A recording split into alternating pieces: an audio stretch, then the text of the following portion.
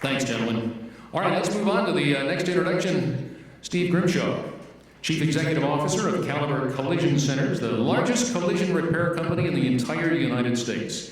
Caliber has experienced incredible growth under Steve's tutelage over the past 6 years, with a number of locations expanding from 68, which is a bunch, to how about this, 385 this year. Yeah, go ahead and give him a round of applause.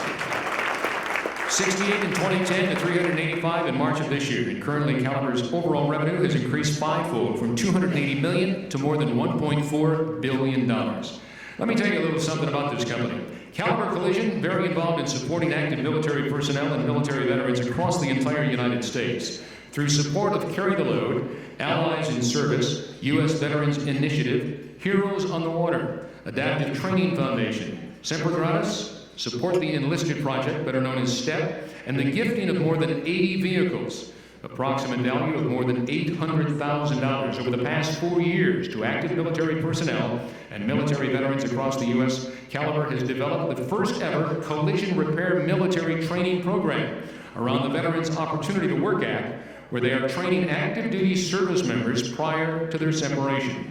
In addition to this intensive 18-week hands-on training, Caliber's Changing Lanes initiative also includes preparatory family outreach programs designed specifically for service member significant others and their children. Caliber is actively working with the military at Fort Bragg, North Carolina, to recruit and train more than 50 active duty service members for Caliber Center Manager, Technician, and Customer Service jobs in the year of 2016. And over the course of this year, Caliber will be expanding this program to Fort Hood and Fort Bliss in Texas and Camp Pendleton in California. So let's put our hands together and thank our next recipient, Mr. Steve Grimshaw. Come on up, Steve.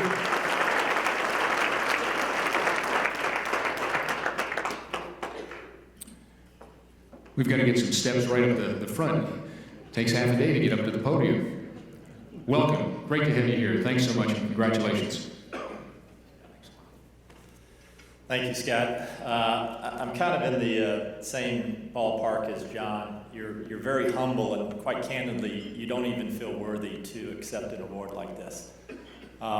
If you don't really know Caliber Collision is the reason we're in business, the reason why all our team members come to work every day, is to restore our customers to the rhythm of their lives.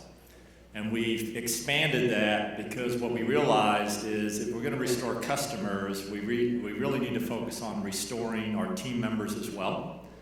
And then as part of that, it goes on that to be able to restore your team members, you have to become part of the fabric of every community that you serve.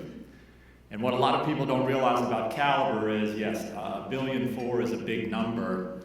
Over 25% of that is from military members and their families. The communities that we operate in and serve are obviously large military areas.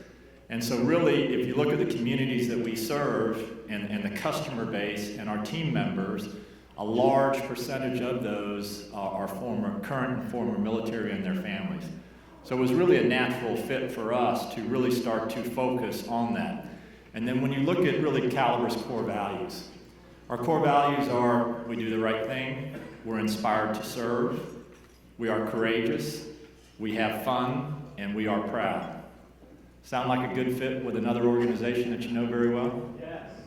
Yeah, so I echo what John said, is the reason that we focus on the military is because they make our organization better. The core values that they represent align 100% with who Caliber is and what we want to become as an organization. So it's really great that we have the ability that we gift vehicles, and we have gifted over 80 vehicles to military families in need, just in need of a helping hand.